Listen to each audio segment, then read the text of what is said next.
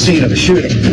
There's blood on the refrigerator. There's a blood trail up the stairs. I have to ask myself, how was a person shot?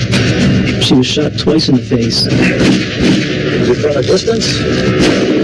This was a brutal fight, and she didn't go quietly. Or was it up close and personal?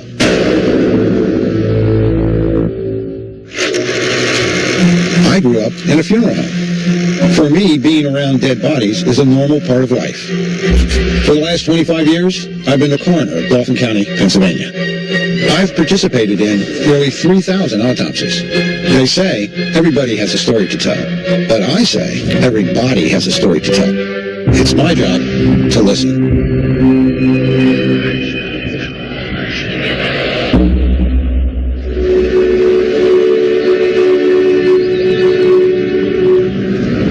Just days before Christmas, in the heart of Harrisburg, police are called to the apartment of 20-year-old Iris Fennell. Iris's brother said that he was in the back of his house when he saw some smoke coming out of the back of her apartment. I live across the street, so I went over there as fast as I could. It's my sister's house! When he went to investigate, he sees Tyshawn Love coming out of the door, saying that there's something wrong with Iris. What's going on, man? Tyshawn Love is Iris's live-in boyfriend. Tyshawn Love could see that something had been burning in the kitchen. So I ran over to turn it off. Iris! Iris! He went upstairs, and that's when he found Iris. I just freaked out. That's when I ran into Zach. That's when I called 911. It's an officer. The officer went up to the second floor. He saw Iris laying on the floor. It was brutal. That is the best way to describe it. Her nose was broken. Her face had blood. Her hands were all bloody. And the closer he looks, the worse it gets. There were 2 gunshot wounds. One was on the left-hand side of her face. Her other wound was in her lip. What happened to Iris shouldn't happen to anybody. It is one of the most brutal killings I've seen.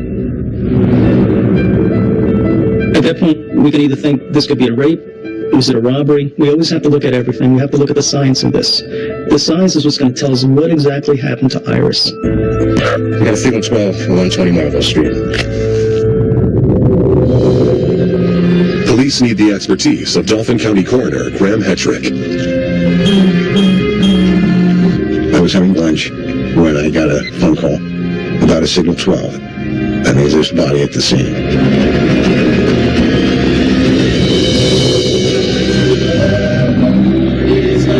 Death never stops, not even for Christmas. I'm listening to Christmas carols, songs about peace and hope and a brighter future, and yet here I am going to investigate some woman's untimely death.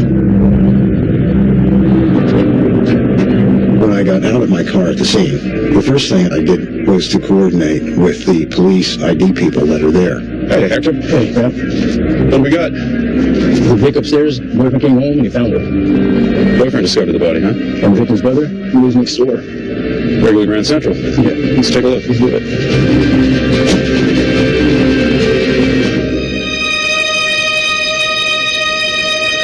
I think the very moment I walked through the door, Iris started talking to me.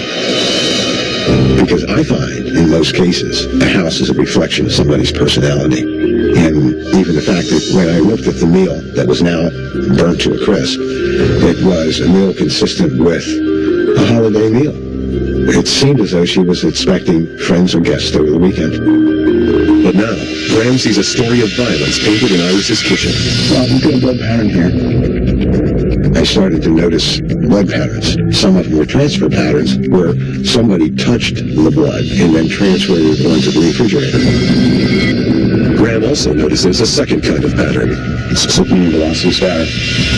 That means that they had some sort of force behind them, such as somebody being punched or hit. These blood patterns told me that Iris was in a violent altercation, fairly prolonged, and I believe Iris was fighting back and trying to get away. And this looks like where her attacker caught her. By the refrigerator, I noticed what they call a scrunchie, and that had some hair in it, as though it was pulled from someone's scalp. Tore it up by the roots. go into a living room area. And in that living room area, again, the paradox comes. The Christmas tree, the presents. The apartment is decorated with the hope of Christmas. But how did that hope end in such devastation? It's a blood trail going up the stairs here.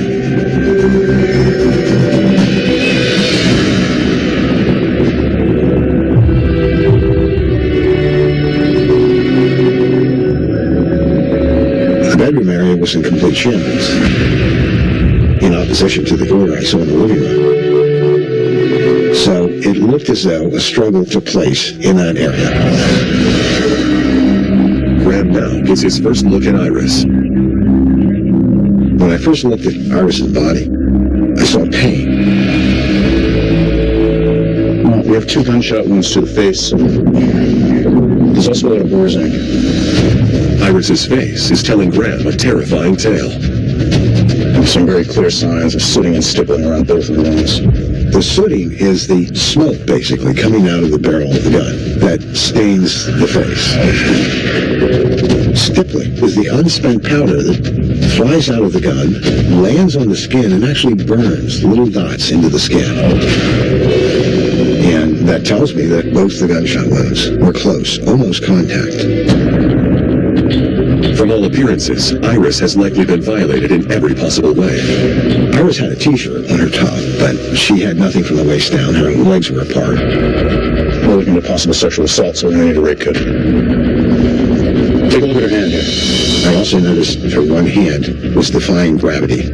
Iris was in full rigor mortis, which is a chemical change within the muscles that makes them set in the position that they're in. Generally, rigor mortis starts immediately, but is in full rigor within about 8 hours. Yeah, I'm thinking that puts time of death early this morning, maybe 6 or 7. Graham knows when Iris died, but who wanted her dead? So what do you got? You find anything interesting? We haven't found any signs of forced entry. So there was a higher likelihood that the individual that was in the house was an individual she probably knew. You can't get any closer than putting the gun to somebody's lips and pulling the trigger.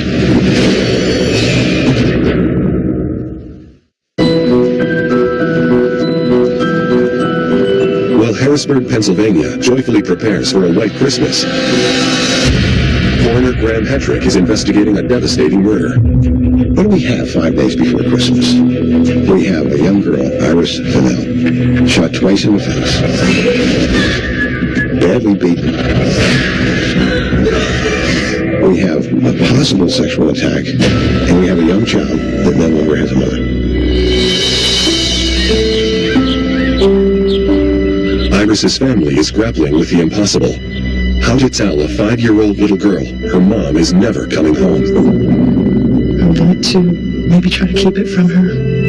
And I don't want every memory of Christmas to be that her mom died.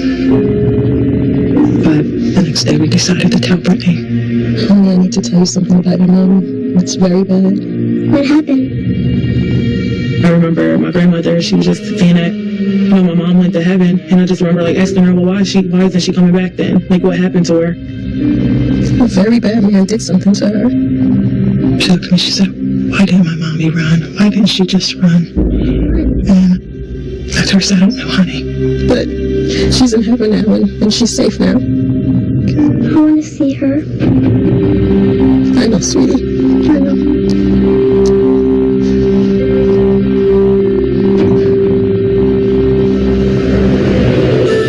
Iris became a mother at the age of 15. Iris was a really young mom, but from the minute she had Brittany, she would get up and make sure she had breakfast every single morning. So messy. She was really, really good with Brittany. She taught her a lot. She played and interacted with Brittany very well. Thank you. But the pressure and expense of raising a child led Iris down the wrong road. What do this for you, right? We had run-ins with Iris. We'd actually arrested her at times for minor narcotics charges. Yo, what up, Ty? Oh, what's up, boy? What up, got the money? That's what we talking about.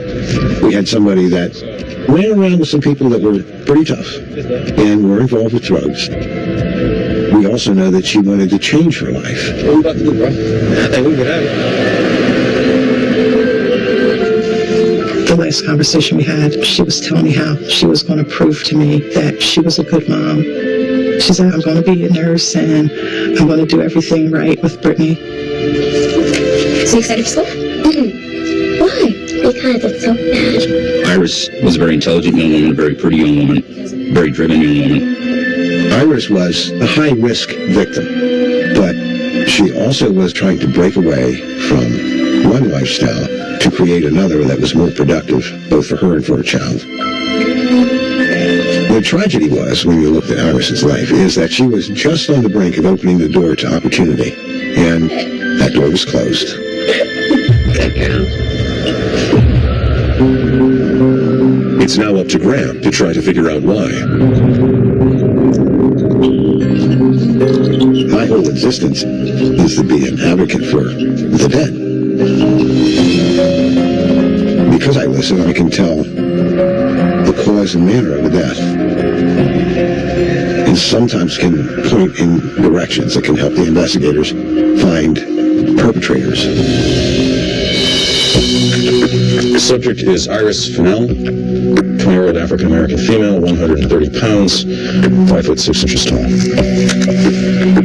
The autopsy process is from the outside in. So the first thing we do is document everything on the body. Iris was naked from the waist down. This was consistent with possibly a sexual assault.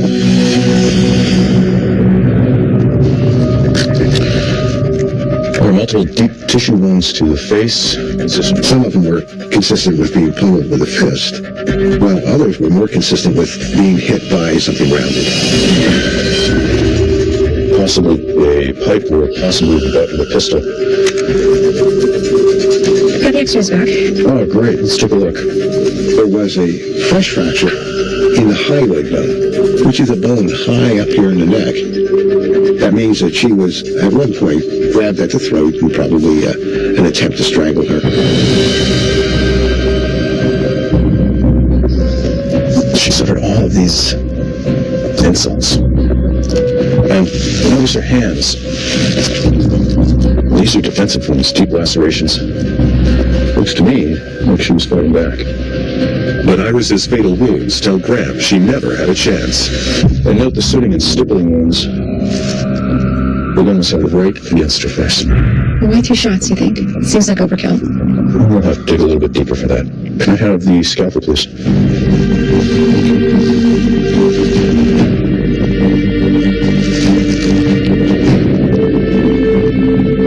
She had quite a bit of blood in her bronchi, and that means that she was breathing blood into her lungs. She was still alive after the first gunshot. The second gunshot wound to the mouth transected the brainstem, destroying the cerebellum, causing what must have been instantaneous death. Cause of death, multiple gunshot wounds. Manner of death, homicide.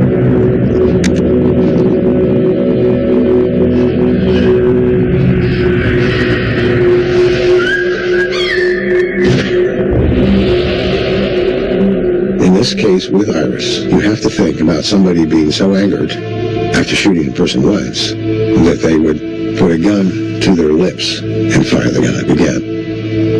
When you think of it in that context, that is true passion and anger.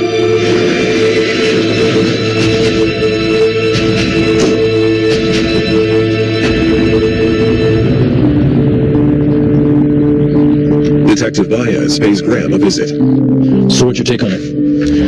Everything here tells me it was a crime of passion. It was an angry, rageful killing. I think she knew her killer, and she probably knew him well. I'll type this up. I'll send it right off to you. Great. Take care. It's good to see you, Harry. Good to see you, too. Nobody knew Iris better than her boyfriend or her brother, and both somehow managed to beat the cops to the crime scene. Jack, I gotta tell you, it doesn't sound good you found your sister's body from cops here. Can you tell me what happened? Like I said back at the scene, I saw smoke coming out of the window. You have any beef with Iris? No, man. I loved Iris. He was acting appropriately for someone whose sister had just been killed and he had just found her. Where were you early this morning? I was with my roommate all morning. She'll tell you the same thing.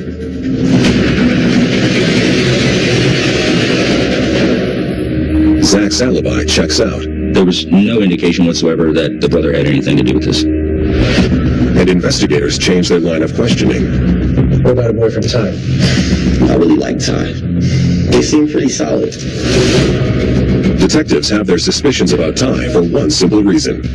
When the crime was first reported, Iris's brother went to the apartment, opened the door, and caught Tyshawn Love inside the apartment. But Graham sees Ty as a suspect for an entirely different reason. What Iris told me by what was on her body, it was not just pain. It was not just broken tissue. It was a story of passion, passion gone bad. And that many times happens between a boyfriend and a girlfriend.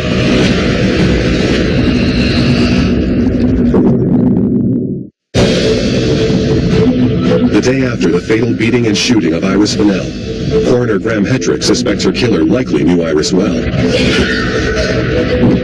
The whole process of death investigation is to look at the patterns at the scene and then compare those patterns with what we hear from witnesses. What I saw at the scene and then on Iris's body was a crime of passion. And there was passion throughout this relationship between Iris and her boyfriend. I'm glad we met. Me too. You too? Investigators learn Iris and Ty met through mutual friends. These are good. I know. Thank you for my milkshake. What is anything? Iris instantly fell for the unassuming bad boy. If you were to look at him, you wouldn't necessarily picture him as someone that was a drug dealer and those sorts of things. He did have more of a schoolboy look to him. Ty had impressed Iris's most protective critics, her family. I couldn't believe that. They were holding Tyshawn Love for questioning. He seemed like this nerdy guy. He never seemed cross or upset when he was with Iris. Like this much. But as Iris's boyfriend and the one who found her body, investigators have questions for Ty. Ty, I gotta tell you, things aren't looking good for you. And we want to give you a chance to set things right. Set the record straight. Why don't you tell me about your relationship with Iris? We were in love. In love. And were you guys having any problems? No. I mean, no more than the average couple, you know? Oh, yes, sir. Did you ever get physical with her and knock her around? What? No. Come on. No. What? I was with my girl, man. I loved her. What Tyshawn told us initially was almost a love story at times. But when pressed, Ty admits he and Iris were growing apart. Tyshawn did tell us that he and Iris were breaking up, but it was not going to be permanent. We were working through that, you know? But Iris's friends tell a different story. Iris and Ty, were having problems? Yeah. She wanted more. She wanted to go to school, do something with her life, be somebody. And Ty wasn't having that. He just wanted her to be his girl. Iris was just about done with the relationship. She was finished. She was tired of him, and she was kicking him out of the house. You know, people can say what they want. Nobody knew what was going on with Iris, right? Ty insists the last time he saw Iris was the night before she was killed.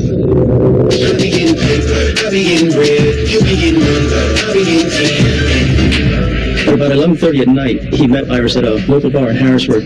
They talked for a couple of minutes. He said that at one point he turned around and talked to some other people. When he turned back, Iris was gone.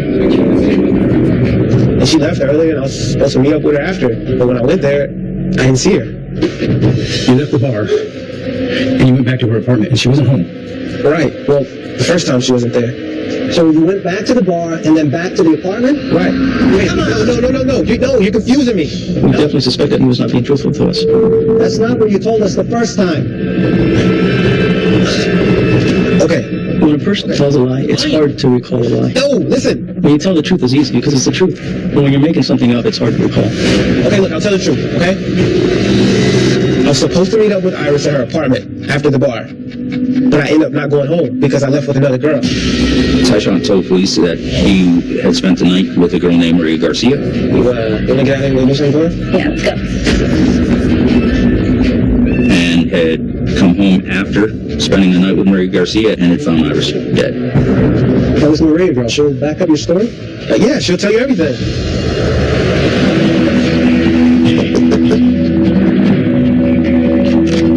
Good afternoon. Detective Band, this is Detective Hetrick. Are you Maria Garcia? Yeah, that's me. Do you know what Ty Love? Yeah, a little. Why? He claims he was with you last night, all night. Is that true? Yeah, he was with me. In the morning, he said that he had to take care of some things at home. Maria basically said the same thing that Tyshawn told us, that they were together, and that it wasn't until 10 o'clock in the morning when they went their separate ways. All right, thanks for your time. Yeah. While Ty is looking like a dead end, Graham is hoping Iris will tell him more. There was no weapon found at the scene, but we did have where the bullets in her body. Neither bullet exited the body. Well, let's take a look and see what we have. Can I have the tweezers, please? The wound to this cheek, the bullet landed over on this side. The wound in the mouth, the bullet was recovered at the back where your spinal column and brainstem is. Graham now traces the path of the bullets. Gunshot wound 1 to the jawbone, proceeding front to back, from right to left, and upward direction. I believe the trajectory told us that the killer was most likely standing over the body when he shot her in the mouth. Gunshot wound 2 to the lower lip at close range, also front to back, in an upward direction, at a 19 at random. So I paid very close attention to that because the violence of the attack and the closeness of the wounds made me feel there would be blood on the clothing as well as possibly on the shoes of the person who did the attacking. But who inflicted such violence on Iris? Iris's boyfriend, Ty, tells investigators he believes he knows. We need to be checking for Kazar. Who's Kazar? Kazar was actually Tyshawn's friend, a New York drug dealer who had stayed at Iris Mill's home a couple of times. Yeah. Yeah, Iris. Looking real good to take her. Tyshawn initially blamed Kazar. He made a statement about if Kazar did this, I'm going to kill him. Where's Kazar now? I don't know. I haven't seen him in a couple days. Kazar Williams' background tells Graham everything he needs to know about why he fits the profile of Iris's murderer. There were warrants out in New York for his arrest for both assault and rape. He had a violent personality, he was a sexual predator, and he was abusive to women.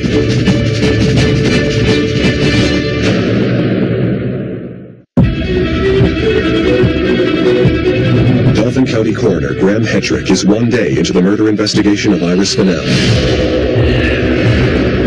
when a new suspect surfaces. Kazar Williams was a friend of Tyshawn, Iris' boyfriend. What's up, brother? How are you? And actually, there were warrants out on him for assault and rape. In this case, with Iris, there was a possibility of sexual assault. That made Kazar the prime suspect. This guy was a true sociopath. He was a very violent man. Every cop in the region is put on high alert. Kazar was a wanted man at that time in New York City for some rapes and robberies. He knew he was wanted by the police. 36 hours later, investigators catch a break when a couple of detectives spot Kazar. Man, get over here, man! It's like a battle in there, all right? All right, just relax, all right?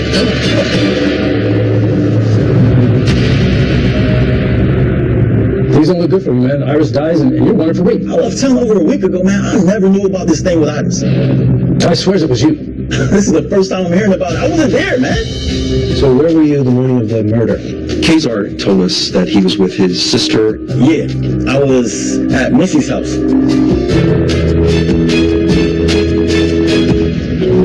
She didn't tell us the same story that Kazar told us. Your sister says you went with her. Can you tell me where you were when Iris was killed? Things are not looking at all good for Kazar Williams, and they're about to get even worse. When Kazar was arrested, we took his clothing. Among the items of clothing included his shoes that he was wearing when he was arrested. There was some blood noted on the eyelet of Kazar's shoe. I knew there would be blood on the clothing as well as possibly on the shoes of the person who did the attacking. It was significant that the blood was on the eyelet of the shoe because it means that he was not walking through the blood, but that the blood spattered onto a shoe. The blood on the shoe is sent off for testing. But another critical piece of evidence may seal Kazar's fate. The Irish Fennel Rickett results are back from the crime lab. We did a protocol that's used for sexual assault. This is the collection of samples in areas where sexual assault might take place. Wow. What? This is interesting. Iris was not sexually assaulted that day. If Iris was raped, that implicates Kazar Williams. Because he had a history as a sexual predator. That's his profile, right? But she wasn't raped. The modus operandi of Kazar did not fit the scene that we were looking at when we saw Iris in the bedroom. We know from past crimes that Kazar completed the rapes. There was always DNA. But will other physical evidence place Kazar at the scene?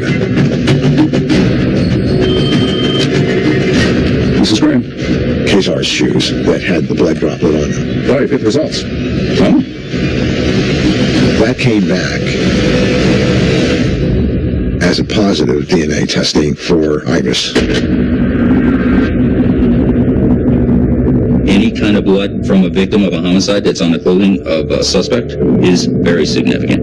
And it created an issue in this case. You had Iris' blood an issue. How you gonna explain your way out of this?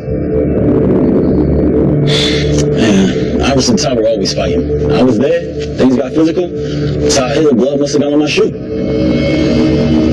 It's a pretty convenient story. I knew you won't believe me. It was a quandary we were in because on the one hand, we had blood evidence on Kazar, but we didn't have enough evidence to prove that Kazar was the one who committed the murder. Kazar is behind bars on the previous charge, and while he looks guilty for Iris's murder, Graham isn't so sure. This has doubt written all over it. We need more evidence. Damn it, I was still convinced that it was a crime of passion. So the only thing I could hope is that we would find some other piece of evidence.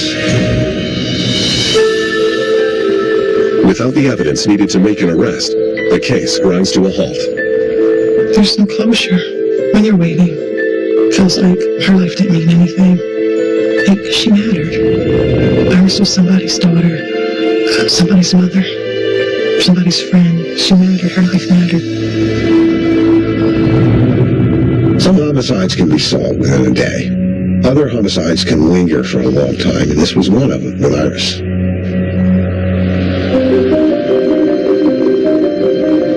Hope that Iris's murder will ever get solved slowly fades. And while investigators are forced to move on, something still isn't sitting right with Graham. The conclusion was that she was not sexually assaulted that day. So why was she there? Why was she pantless? Why were the legs open? Someone staged it. Yes. Graham knows a theory is only as good as the facts behind it. Just as he knows, it sometimes takes a voice from the past to speak for the dead. I was there. I saw the murder.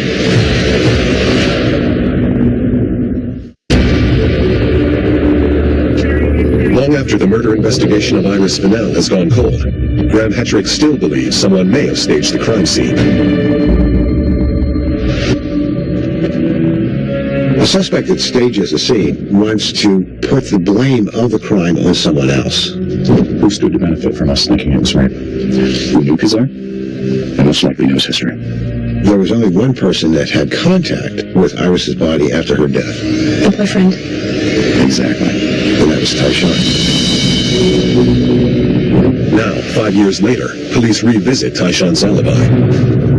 I was just 15 before. I wasn't being honest with you guys. I was so scared. It's not uncommon for a witness to come forward because they know wrong was done.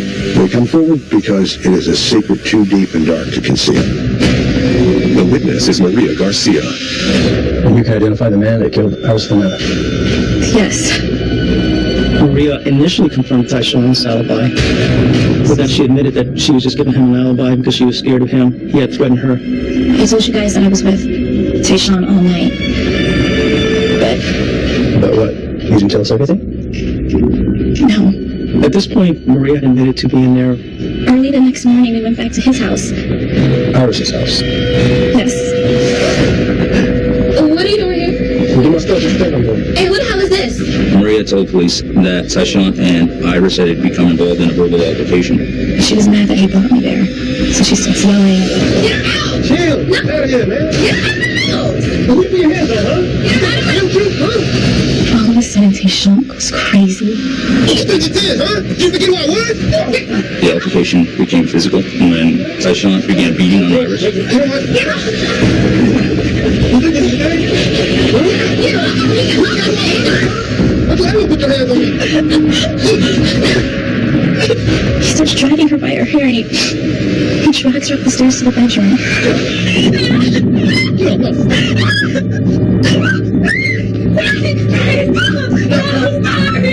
Shut up!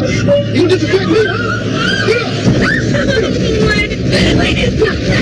I told you not to disrespect me. Who do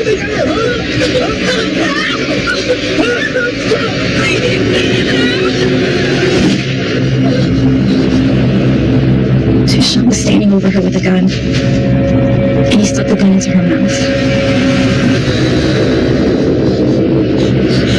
You will never disrespect me. Nobody ever again.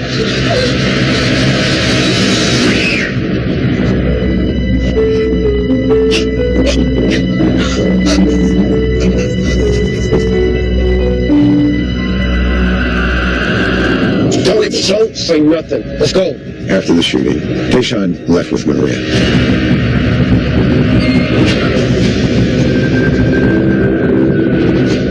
And he returned at some point and tried to make it look like something other than this rage of passion. And in doing so, he staged the scene to make it look like a sexual attack. Maria's story is easy to verify. There's no way she would have known all the things that we found, except for the fact that she was present and witnessed the murder. She corroborated the patterns we saw at the scene and what we saw in the body. It was a story of passion and a passion gone bad. Iris's boyfriend thought that in his rage he could silence Iris, but Iris was able to speak even after her death.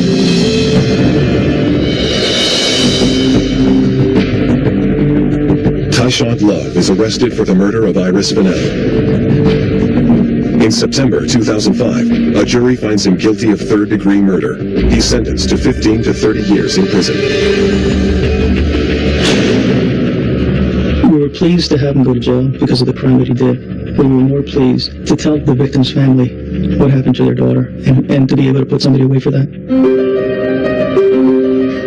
We miss you, baby. For Iris's family, the moment is bittersweet. We want Iris to be there to see that her daughter has grown into this wonderful young lady, this wonderful mother, that she has beautiful grandkids, and she'll never see that. Miss your mom. I wanted to live my life how I figured she would live her life. So that's why I decided to, go to school for nursing. I know she's proud of me and looking down on me and my kids and is happy. Iris shared her secrets with me, and I take them as sacred. And I followed those in trying to tell her story. And in the end, the story was told and justice was done.